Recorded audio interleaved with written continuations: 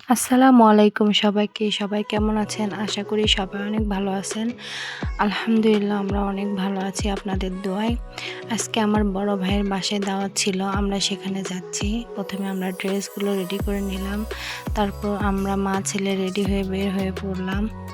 আরহাম তো আগেই চলে গিয়েছে। আমার শ্বশুর শাশুড়ি পরে আসবে দিনাজপুর থেকে, এসে আমাদের দাওয়াত অ্যাটেন্ড করবে। অন্যদিকে আরহামের বাবা তো রাতের বেলা যাবে। আমি আর আমার ছোট ছেলেই যাচ্ছি। বাবার বাড়িতে যাওয়ার মজাই আলাদা। যেদিন বাবার বাড়িতে আমরা যাই, কত কিছুই না মনের মধ্যে হয়। এই রাস্তাতে আসলে তো আরও অনেক কিছুই মনে হয় আমার। নানু বাড়ি, প্রথমে নানু বাড়ি যাওয়ার রাস্তা পড়ে, তারপর আমার স্কুলে যাওয়ার রাস্তা পড়ে। নানু বাড়িতে যাওয়ার কত স্মৃতি রয়েছে, আমার স্কুলে যাওয়ার কত স্মৃতি, সব মনে পড়ে যায়। এই যে সামনে যে রাস্তাটা দেখছেন, এটাই আমার স্কুলে যাওয়ার রাস্তা।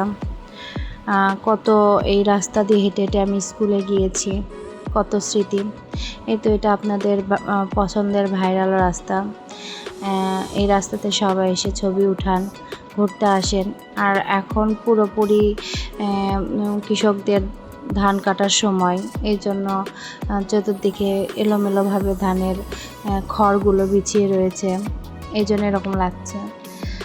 তো যাই হোক, এই ভাইরাল রাস্তা দিয়ে যখন আমি আমার বাবার বাড়িতে যাই, ভাইরাল রাস্তা দিয়ে যেতে হয়।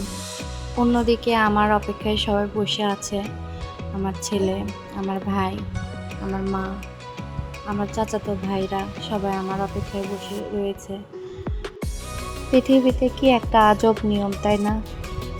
যে মেয়েটা যে বাড়িতে জন্মগ্রহণ করলো, বড় হলো, সেই বাড়িতে আর তার থাকা হয় না। বিয়ে দিয়ে অন্য একটা ফ্যামিলিতে পাঠিয়ে দেওয়া হয়। নিজের বাড়ি বলতে একটা মেয়ের কিছুই থাকে না। যাই হোক, আমি আমার বাবার বাড়িতে চলে এসেছি। এই তো আমার ছেলে আমার অপেক্ষায় বসেছিল। এখন ওরা মামা ভাগ্নেরা মিলে কেকটা কাটতেছিল আমার আবদারেই। আমি বললাম কেকটা কাটো। এই তো দেখেন আমার ছোট ছেলের কাজ কি। একটুর জন্য সুমিতের মুখ কেটে যায়নি, ঠোঁটটা কেটে যায়নি। এবার আরহাম কেক নিয়ে ওর মামাকে খাইয়ে দেবে। কেকটা মোটামুটি ভালোই হয়েছিল। আমার কেক ওরা অনেক পছন্দ করে। এবার সাদ বাবু একটু খাবে।